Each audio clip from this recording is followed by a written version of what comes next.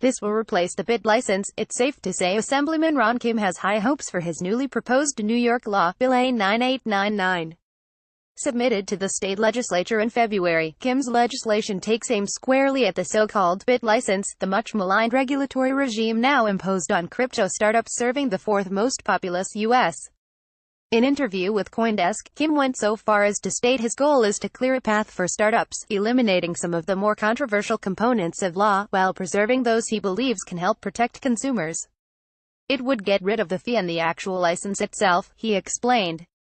We want to embrace the startup companies that are trying to launch exchanges. Such a change would no doubt be welcomed by the startup community, including those that have struggled to work within the confines of the bit license.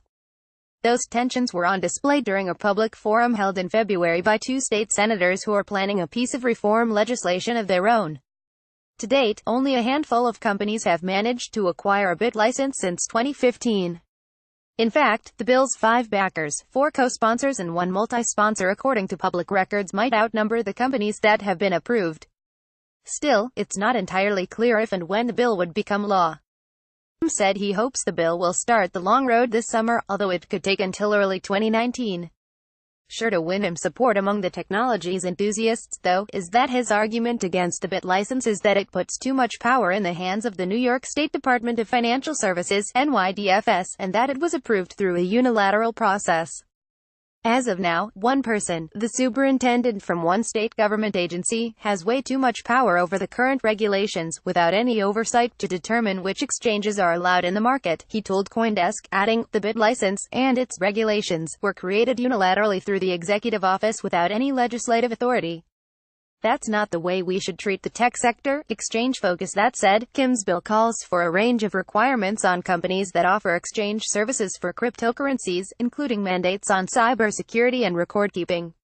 This includes requiring exchanges to appoint a third-party depository to safeguard against fraud, bookkeeping errors, hacking, money laundering, and all sorts of things, he explained. It's more of a monitor system than actually holding an actual amount of money, he said. The bill would also require exchanges use some kind of insurance, similar to other financial institutions, to ensure accounting records are transparent and independently verified. So far, Kim says he is working with stakeholders like Bernard Moon, co-founder of the investment fund Spark Labs, and Crypto Working Group's chief economist Richie Hecker, who heads up a network focused on best practices for the emerging industry. He added that he is still open to feedback from more industry experts as the process moves forward. Ultimately, Kim said he wants to create a more accommodative environment for cryptocurrency startups, and that doing so could open up new forms of revenue for the state if exchanges start opening up shop there. There's a tremendous opportunity, as the financial capital of the world, to take a leadership role, he told CoinDesk, concluding, there are so many people interested in getting involved with cryptocurrency, for the right reasons, that I envision a whole new revenue stream that would help the state of New York. Ron Kim image courtesy of Assemblyman Kim, the leader in blockchain news. CoinDesk is a media outlet that strives for the highest journalistic standards and abides by a strict set of editorial policies. CoinDesk is an independent operating subsidiary of Digital Currency Group, which invests in cryptocurrencies and blockchain startups.